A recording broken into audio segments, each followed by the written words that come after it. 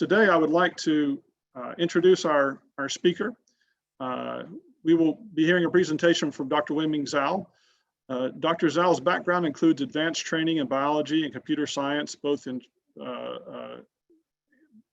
China and the United States.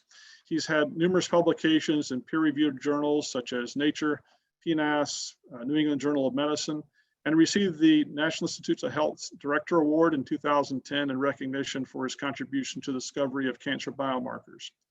Dr. Zhao was a principal investigator at the FDA and led an international working group within the Sequencing and Quality Control Consortium to establish reference materials, data sets, analysis pipelines, and quality metrics for cancer mutation detection using NGS technology. Currently, Dr. Zhao is a lead reviewer for NGS-related diagnosis products and applications, including OncoPanels, Whole-exome panels, non-invasive prenatal testing, gene expression signatures, analytical software, and provides recommendations on regulatory decisions regarding the safety and effectiveness of medical devices. Dr. Zhao will discuss his efforts and results from the SEQC2 consortium within the MQC Society. Dr. Zhao. Thank you, Wendell. Can you hear me, everyone?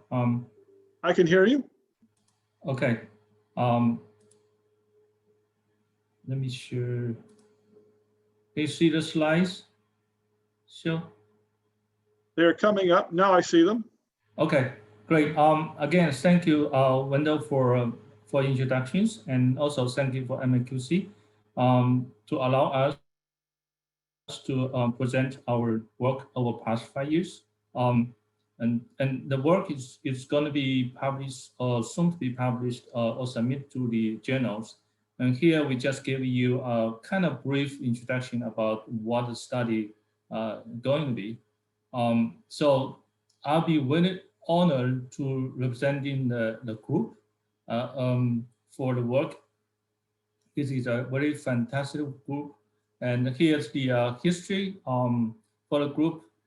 The somatic mutation working group started shortly after the initiation of the SEQC2. And over the past 5 years, we have achieved a number of the milestones, including establish the study design objectives, making material and then distribute to the each site sequence site, and also host a couple of the workshop publicly and presenting in AACR. By the end of the 2018, we have pretty much finished all experiments and focus on data analysis and manuscript writings. So by the end of the 2018, we have about 200 members from 60 plus institutes, including government agencies such as FDA, NIH, and other industries, including biopharmas and platform providers and DNA material providers as well. And also in academia, we have a lot of the research institute and the university been joining and providing the help in bioinformatics and data analysis. So it's actually a team. It's actually a team leading this working group. So I really appreciate all those the colleagues and providing help and support to this study. So I will just start my talk with a much simplified workflow for cancer mutation detections with NGS. Right. So you can see that it has wet lab, including biosample DNA processing and sequencing, and also dry lab for bioinformatics and mutation coding. And you realize that there's a war between wet lab and dry lab. But as a matter of fact, sometimes it's no more than a war, right? It could be in different building, or could be in different location, even in a different country. But also, we think there's a war in our mindset, because when we develop the assays, we only focus on the platform, the sequencing, library prep, and we actually forgot about what downstream data analysis should be. We doing the wet lab or dry lab, we normally just forget, okay, do we need concern about what's the source of samples, how the sample being processed. So with that in mind, our working group tried to remove this wall and try to make the whole process as integrated process, and then try to evaluate everything, every critical step along the workflow. So we remove the wall between dry lab and wet lab, and we starting to evaluate the variables or say critical steps involving the NGS processing, and using these two cell lines, match the tumor normal cell line, chip negative breast cancer cell line, and the normal cell line derived from B lymphocyte. We using fresh DNA as well as using the cell palette and go through mimic the FFPE process with the formaldehyde fixation time 1 hour, 2 hours, 6 hours, and 24 hours. And then we have the amount of DNA input for library prep, like using three different library prep protocol, PCR or PCR-free based. And we try whole-genome whole-exome sequencing across the 6 sequencing centers. So that's the way we try to evaluate the possible impact or influence factors during the library prep or sample prep process. We also spike in a DNA, tumor DNA into the normal at different ratio so that we can mimic the tumor contents from 100% to 5%. Right? So we run these dilutions and run on the ChIP-seq library prep and using whole genome sequencing and to evaluate the detection limit. So besides all those repeats or specking of tumor contents, we try all different NGS platforms. The end goal for this is try to characterize these cell lines with highly defined the coding for SNVs, copy number, structuration, or germline, either germline or somatic mutations. We also try to run single cell sequencing to understand the cell population of these cell lines, as well as trying to build the novel genome sampling, try to build a personal genome for this individual. So next week, you will see Dr. Li Tai-fan presenting a paper from this working group, which is trying to establish the true set for these cancer cell lines. We will be using the multiple repeats, including biological repeats, as well as the analytical repeat on different aligner, color, and using those consensus as a proxy to define the goal set or the reference code set.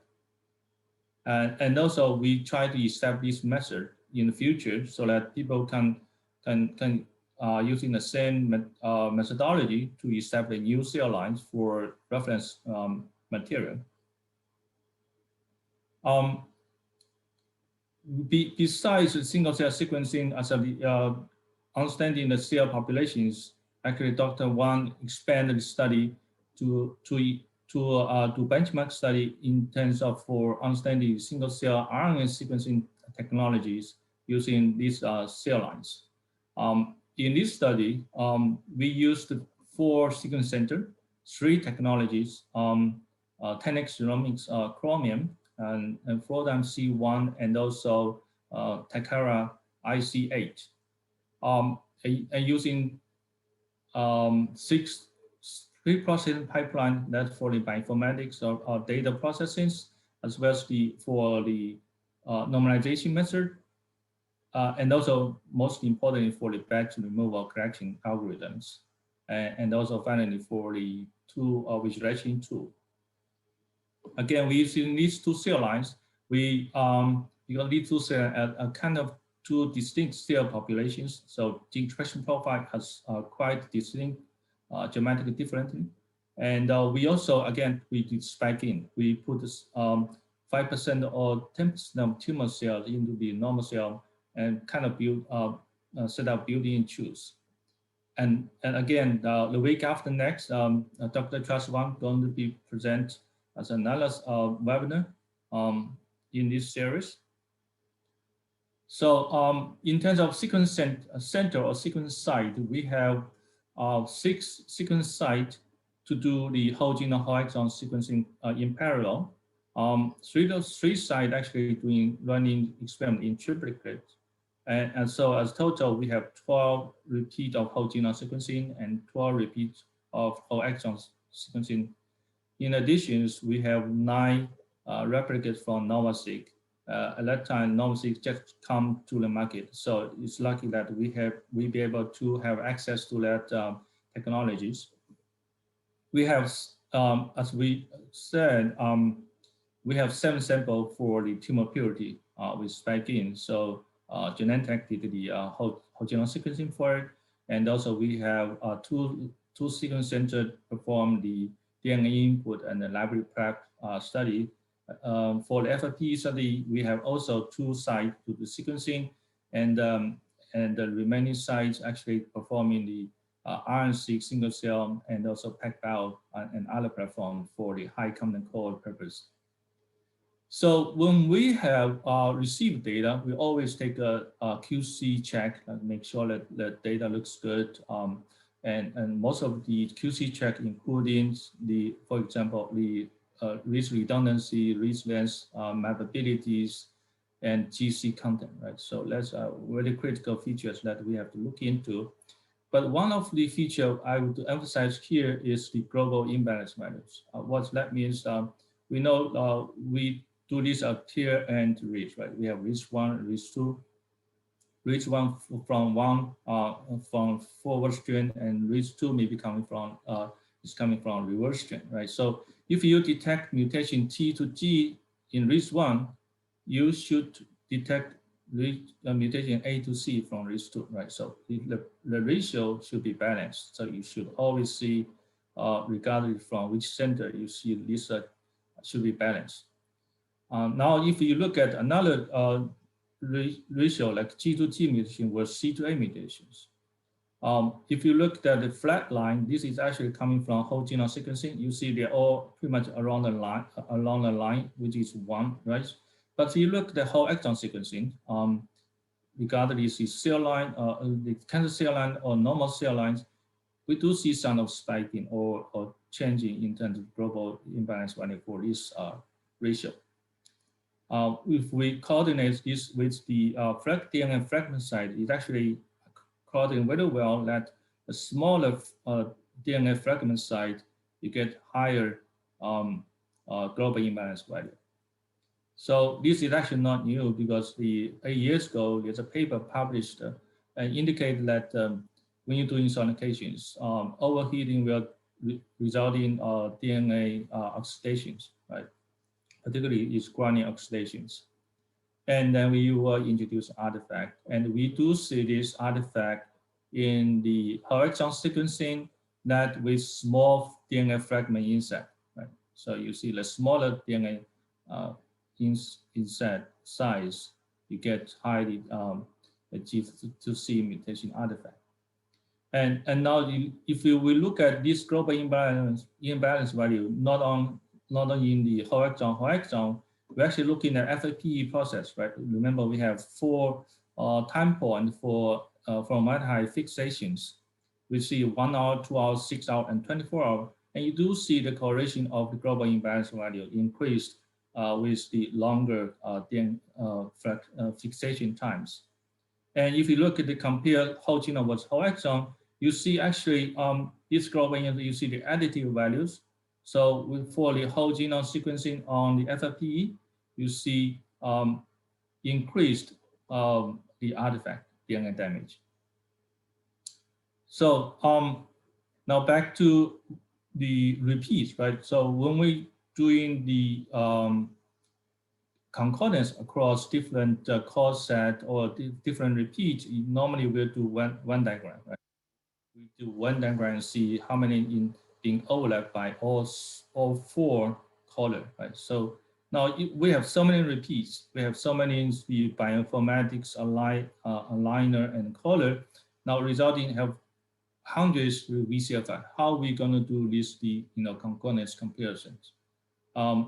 We borrow this concept of the tornado plot, right? So we look at the overlapping across all 28 repeats. If they're all showing on 28 repeats, they'll be on top. Or if they're only showing in one repeat, they'll be in the bottom. And then anything in between will be medians overlapping, right? So, maybe 210 out of 280, right? So we really, from this figure, we really want to see that majority of the SMVs being overlapping by support by multiple repeats. The more supporting will be on the top. So just like tornado, right? If it's in the air, it's fine. If it touch down on the ground, well, it's bad. It's damaging. Right? So we compare the 4 different aligner, BWA, MEM, compared to both type 2 and normal line. We see they all the same shape of tornado, right? But if you look at the normal SOAP, you'd actually see the in the air is actually relatively speaking with a small percentage of the SMVs. Majority will actually touch down the ground, means this SMV only being observed by some SOAP aligner. So because of this result, we drop the SOAP aligner in the analysis. So for the future analysis, we only using these 3 aligner. So with this tornado plot in use, we put it on the 12 repeat for whole genome sequencing. Right. So see, this is the 3 center with this is 1 center with 3 replicas, the second center and third center with 3 replicas, and then also we have 3 individual center did single runs. So you see this each center, the shape of tornado is pretty similar. It's kind of uniform shape. If you look at the whole genome sequencing, whole exome sequencing, on the other hand, you actually see this some center did very well for the consensus across the all 12 repeats, but some center not doing so well. And we actually create a formula to quantify this repeatability, or we call the overlapping score. And we can calculate score for each repeat. You see the whole genome sequence kind of uniform, and whole exome sequencing get wide distribution. This is not easy to see, and we plot them into box plot, and that's much easier to see. That you see that for whole genome sequencing, the overlapping score quite uniform and the type being distributed. But for the whole exome sequencing, you see all score is quite kind of small and also wide distributed. So this indicated that whole genome sequencing is much more uniform and easy to be repeated across different sites. But whole exome sequencing is on the other hand is likely to be quite subject to sequence site. So we're using O score to evaluate, okay, what actually factors have big impact on the reproducibility, right? So we look at whole genome versus whole exome sequencing, and you see that for the whole exome sequencing, a lot of factors actually have impact, have influenced the reproducibilities individual-wise. For you have caller, you have GC content, you have global imbalance value, as we just talked about.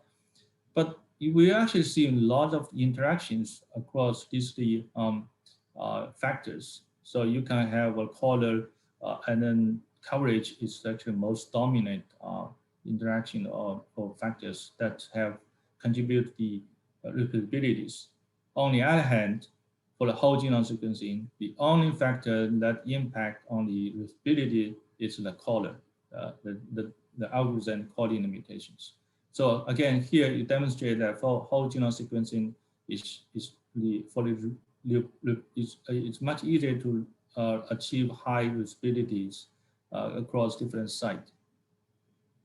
Now we also investigate the other non-analytical factors, including risk coverage, right? So we fix the normal coverage and then increase the coverage for tumor. And and with different level of the normal coverage, you can evaluate the performance of the calling accuracy, right? So I think this is important because in practice, people normally thinking, okay, for the normal, match normal, they don't need high coverage. They only maybe run 10x or 20x coverage for the more cost effective, right? So, but we put this in the check, make sure that what is enough coverage, or do we have to make sure that the normal tissue should also have high coverage. And from this result, we're showing that that actually is quite important. You have some coverage for the normal tissues. At least we recommend it's balanced coverage for tumor and normal. But if you but at least for the normal, you should have at least 50x coverage. In terms of DNA input and library prep, we evaluated 3 different library prep protocols, QSIG, Nano, and then Nextera, and with the DNA input from 1 microgram to 1 nanogram, right? So as you can see that they all perform very well, except the 1 nanogram with QSIG Nano. This is truly because with the QSIG Nano, 1 nanograms, you result in highly redundant reads. So your reads coverage actually been dropped dramatically because you don't have enough diversity for the reads to cover the whole area. But regardless, you see, even using Nextera with 1 nanogram, we still achieve a quite good coding accuracies. This is with the Mutate2 and Straker2 also perform quite well with only 1 nanogram of the DNA input. We also look at the DNA tumor purity, along with the coverage, risk coverage. You can see that with the more coverage, obviously is good, beneficial for the low DNA tumor purity. Compared to fresh DNA with the FFP DNA, we do see fresh is better, right? So we get lots of the DNA damage through FFP processing and resulting artifact. So that will be have impact on coding precisions. In terms of analytical factors, we evaluate pre-processing bioinformatics tool that can fix the error during the sample processing of a PPE. For example, here we're using the BFC tool that can correct the global imbalance, and as a result, you can remove this artifact. Right, you minimize artifact, but on the other hand, actually we do see this BFC tool introducing a new artifact. So as a result, we think you should be cautious about using the bioinformatics to fixing the reads before you running alignment. And in terms of aligner and color, we looking for accuracy compared to the BWA, both type 2 and the normal lines. And as you can see, the BWA performance is kind of balanced. Both type aligner, a little bit conservative, but with higher precisions. On the other hand, normal lines is a little bit aggressive with less precisions.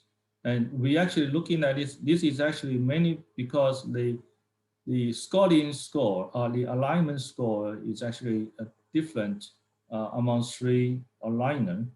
Both type 2, the range is between the 30 and 40, and BWA is 50 and 60, and normal line is 60 and 70.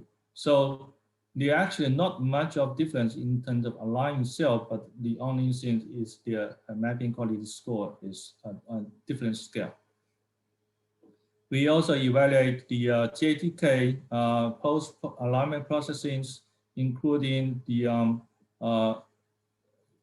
risk quality calibrations and indoor readjustment, and looking for the impact, because this process actually take a tremendous computational times. And we want to see what is necessary, absolutely necessary. And you can see that actually from this figure, you can see this Straker2 mutate to have barely impact by these post-alignment processings. The most impact by this process is the somatic sniper. And we actually thinking that because somatic sniper does not provide local indoor adjustment when you're doing mutation calling, but Striker2 and Mutate2 does make us indoor readjustment during mutation calling. So for these two, the post-alignment processing by GADK may not be seen necessary. Here we also compare tumor purity again. 20% was 50% of tumor purity and run on 5 different color. Again, you can see that with that 20% tumor purity, the more coverage, the more beneficial you will get, right? For the tumor purity 50%, when you reach the risk coverage 50 or 80x coverage, any more will not be beneficial. So now we compare side by side whole genome with whole exons. Remember, we have 12 sequence center perform the whole genome sequencing and so whole exon sequence side by side. And we can look at the overlapping of the mutation probe from whole genome with whole exons.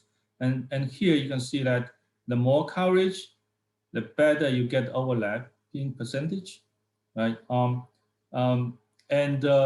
If anything overlap in by whole genome, whole exon sequence, you look at the correlation of the mutation and frequency detected by both platforms, you see they are highly correlated, right? So if you have mutation code or support by whole genome and whole exon sequencing, they are most likely to be true, right? And here, this is the allele frequency distribution from whole genome, whole exon sequencing from all 12 repeats. You see that whole genome sequence distribution is very similar with across all 12 repeats. For the whole exon sequencing, you see the distribution, allele frequency distribution quite different across different repeats. So again, it's supporting that for whole genome sequencing, it's more uniform, easier to be repeated across different center. For the whole exon sequencing, there's some variabilities that you have to be cautious. Finally, we put everything together side by side, biological repeat was analytical repeat, and also whole genome sequencing was whole exome sequencing, and looking for how much we can improve with biological repeat or analytical repeat. Right? By itself, you see we have distribution of the accuracy precisions dramatically, especially for somatic sniper. It's not very well consistent. But if you look at the within the repeat, bilateral repeat, you see if you have additional experimental libraries, you can see that the mutation being called in two library prep, you can see they are highly likely to be true. Right? So it means the bilateral repeats can help you to improve the calling accuracies. On the other hand, analytical repeat also can improve your accuracy, right? You see the Mutate2 was the somatic sniper, you can get much better precision, but at the cost of your recall rate, right? So the analytical repeat can increase your precision, but you will result in your loss of, you have fewer recalled mutations. And that's why we encourage that if you have, if the money is not your big concern, we recommend you to perform biological repeats and not just the analytical repeat. So in the end, we come up a kind of recommendation for the practice with whole genome exome sequencing, not only the including from the library prep and as well as for bioinformatics. So for the DNA input and library preparations, we recommend the if you intend to have a fragment size or target fragment size less than 200 base pairs, we recommend using enzyme for the fragmentation rather than using sonication, because sonication will introduce in artifact. For the whole genome sequencing, we recommend the fragment size 300 base pair to 600 base pair. For whole exome sequencing, we recommend fragment size is 250 to 350 base pairs. And DNA input, again, they based on what library protocol you are using. For QSeq and QSeq Nano and Nextera, they have different range of the DNA input for your considerations. For the selection of the whole genome sequencing, in general, we recommend using whole genome sequencing if the cost is not limited. And however, whole genome sequencing pretty much require high tumor contents because again it's a risk coverage, it's high cost, right? The detection limit of the tumor variants is greater than 5% of the VAF can be detectable in general by whole genome sequencing. On the other hand, whole exome sequencing is less reproducible, but it's more cause effect, right? So if you have higher coverage, and then you can have limit detection as low as 1 to 2% of the allele frequency. For the risk coverage and the QC assurance, we think obviously the more coverage, the better, right? So, but for tumor content greater than 50%, the more risk coverage may not be able to help you to identify new mutations or novel mutation unless this tumor has the highly subclonal. On tumor content less than 50%, we recommend you to do the high coverage if you cannot do the microdissect to increase the tumor content. The QC matrix, we recommend that you have to watch out the race redundancy. If it's less than, it should be less than 30%. If it's great, more than 30%, you may be lost your coverage and actually for the race diversity, right?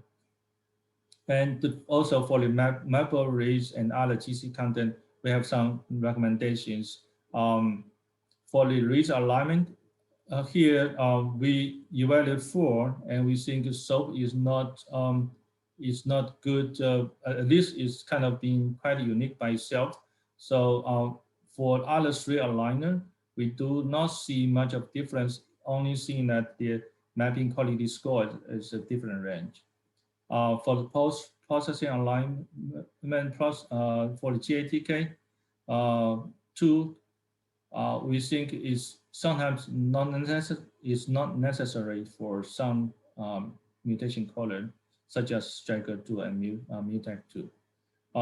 Again, so finally we come up a final recommendation saying that the whole processing for cancer mutation detection is actually it's an integrated processing. Every components or even combination of components are important. So there's no plug in and play, right? So if you have to change some component, you make sure that they've been well validated, and then the validation should be performed from the beginning to the end, right? Even starting from sample to result. So I will end this with the kind of summary of what coming out from this working group. So this working group is very productive. We have 10 manuscripts in review processing or in the final stage of preparations. So I just presented our first paper, and we have a data set to be submitted to scientific data soon. Second paper, again, as I mentioned, next week, Li-Tai Fan's going to present on the reference data set and sample definitions. And a week after Li-Tai talk, Dr. Charles Wang going to present in single cell benchmark study. And we have 2 satellite papers associated with these single cell studies. the week after Dr. Charles Wanstock, Dr. Mehdi Perzonia going to be presenting another paper focused on the copy number variations. And then following week, Dr. Sorania is going to be presenting deep learning benchmarking study that's using deep learning tool that using our data set to build a model and then looking for the performance across different mutation color. We have 2 more manuscripts in preparations because we hasn't been submitted yet, so we cannot share with you at this moment. But watch out the bioarchive, maybe we will put on there very soon. So finally, I will end up with following the disclaimer statement. And this is a research study, not intended to guide clinical applications. The viewer present in here does not necessarily reflect the current and future opinion or policy of the U.S. Food and Drug Administration. Any mention of the commercial products is for the clarification and not intended for as an endorsement. With that, I stop here and ready for questions if there are any. Well, thank you, Wenbing. That was very interesting and really covered very thoroughly many different aspects about both the different technologies and platforms and protocols that are used, as well as many of the different dry lab methods. And so thank you for that.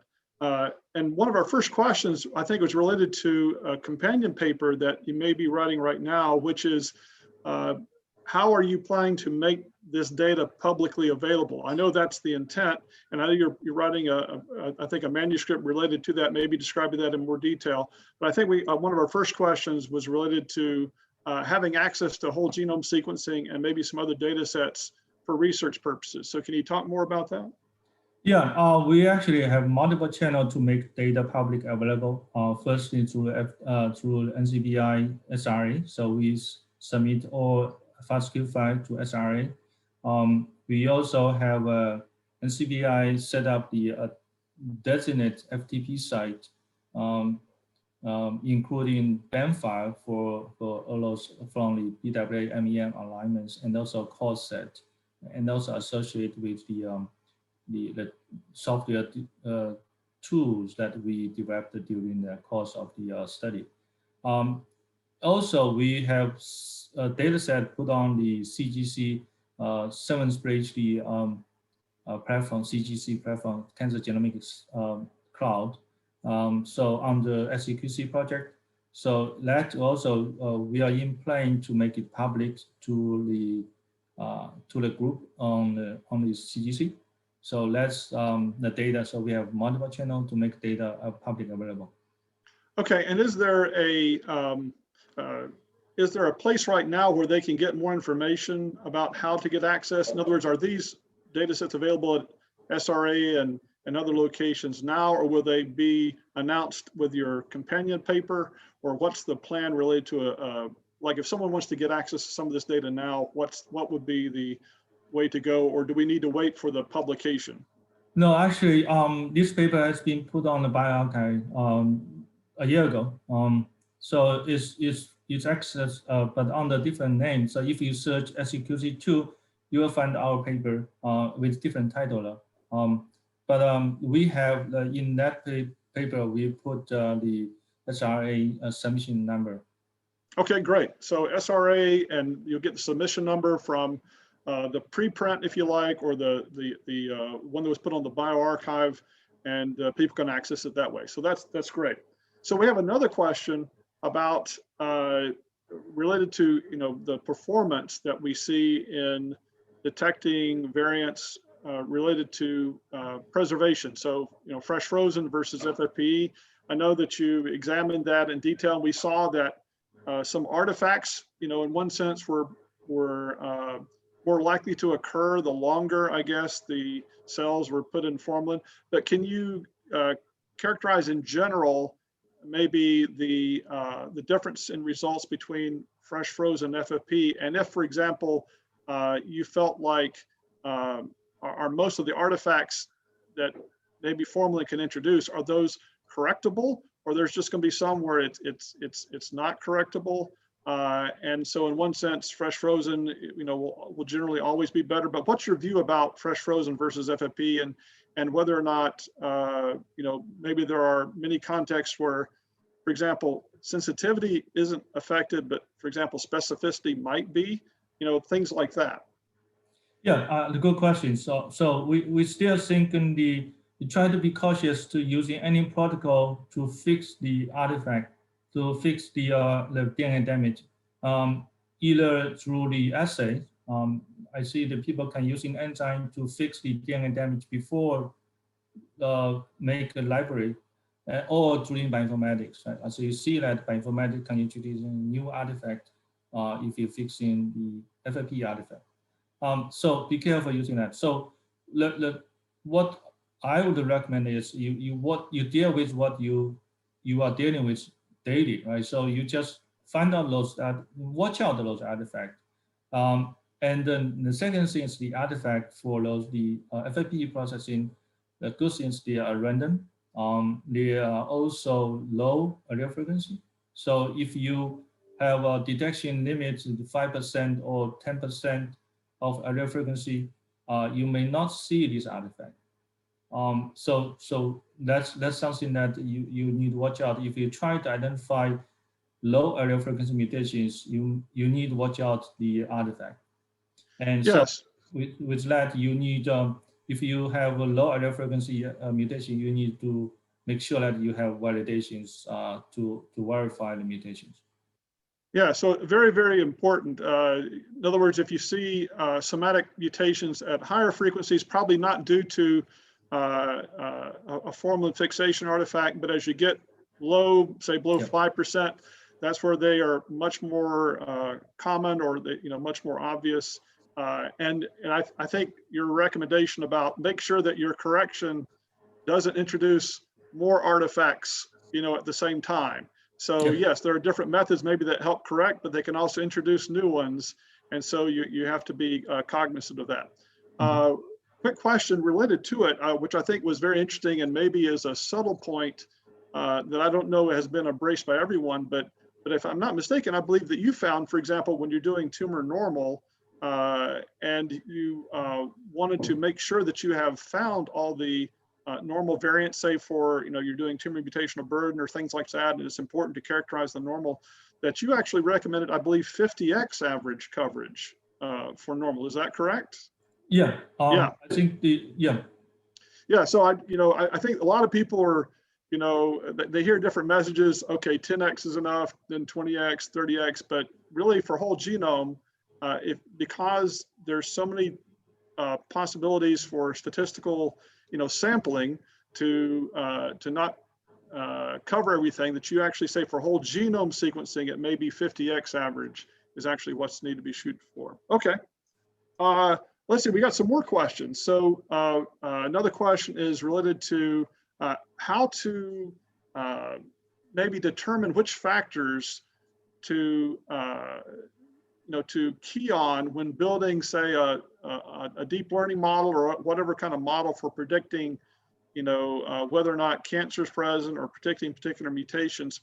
How do you decide which factors, and is there a good resource? Do you feel like your paper will be a good resource for identifying all the factors that you need to consider, or do we need to, wait to hear from Mohammed on his, paper coming up?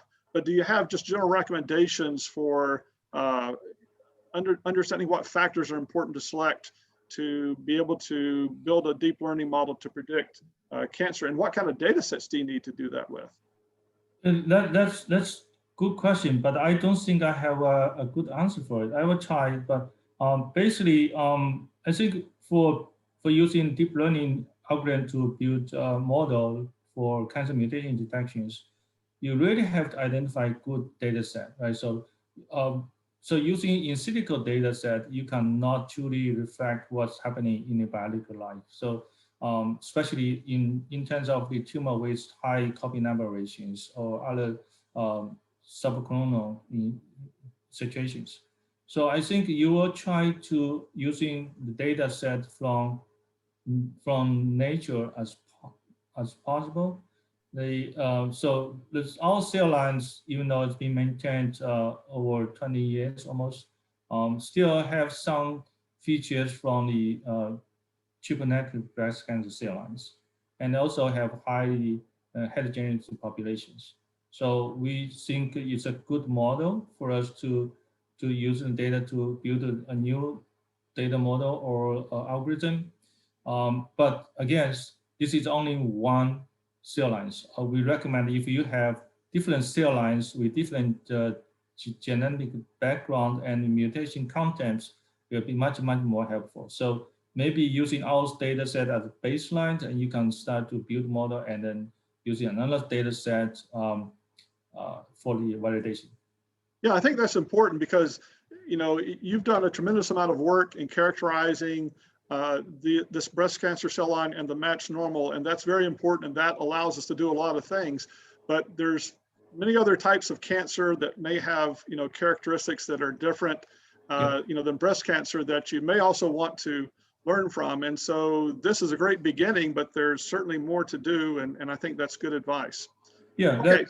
that's just started. So we plan to increase the portfolio for the tumor type coverage, so that maybe next time we can work on the um, colon cancer, for example, lung cancer cell lines. So we can gradually increase the portfolio for the reference sample and reference data sets, so that we can have a much enriched data set cover all different cancer types. Okay.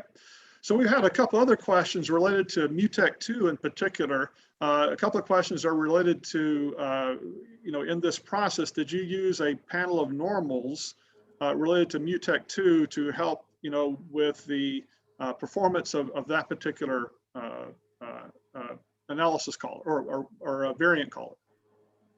For the MUTEC2, we just use match normal mode. Okay. Okay. And let's see. One thing that was another question from someone, it says it is about 40% of the mutations that are reported in whole genome sequencing were not detected in whole exome sequencing. Is there something obvious about that? In other words, is this related to just the fact that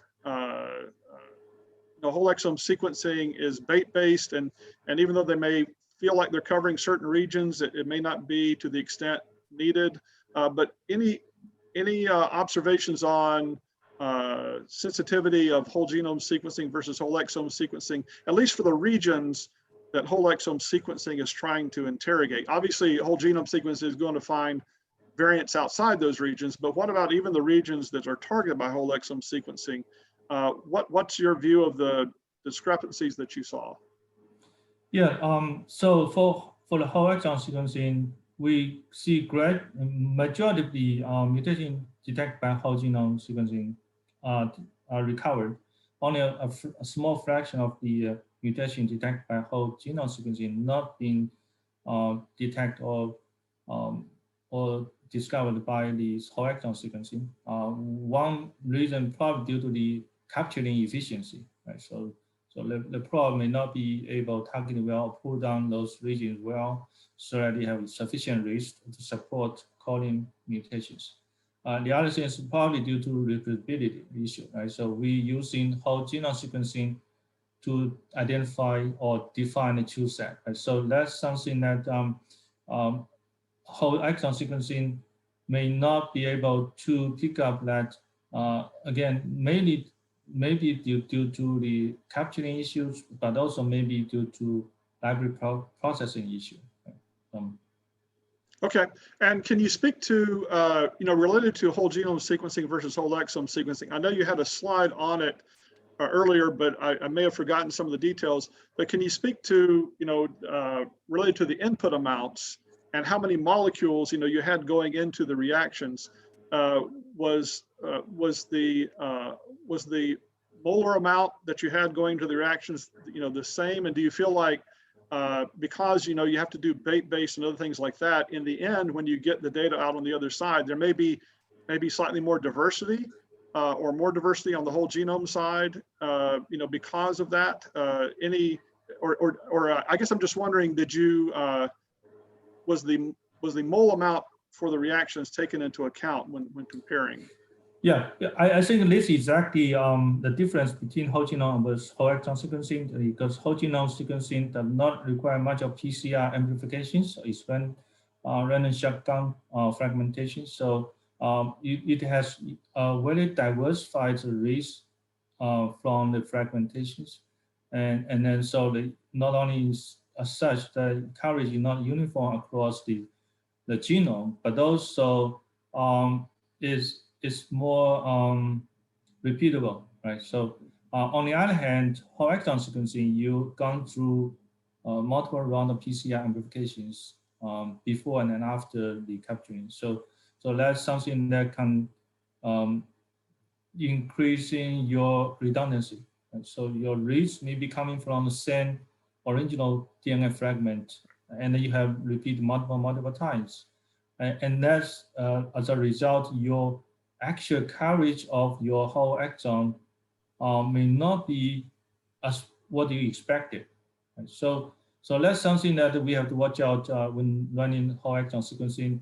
Don't want to run too many cycles of PCR for the DNA fragment amplifications before apply to the library prep. Yeah, and so obviously library prep and different characteristics related to it are very important, related to variant calling for the reasons that you just mentioned. I think that another point of emphasis that I want to leave with is your result about, in one sense, what you were saying is, even though we know the laboratory methods are important, that related to variant calling, the dry lab part is very, very important. I mean, related to, that effect score that you mentioned and things like that, the variant caller that you pick and other related bioinformatics characteristics have a big impact on the final product. And I just wanted to ask if you wanted to, was that an expected result? Were you surprised by how much of an impact, the dry lab had on the overall outcome? No, again, from our observation, I think the whole processing is kind of integrates very well. So you really have to watch out every step, make sure that that the component downstream can work with your early step of your library prep, for example. So that's something that we have to keep in mind, the whole processing as a whole, rather than just looking for dry lab or wet lab, right? So improvements only in one lab or in on the solutions or the assays. So when you change in your assays, watch out your downstream, make sure that your bioinformatics can support your change. All right. Well, Wenming, thank you. That was very, very informative, and we're looking forward to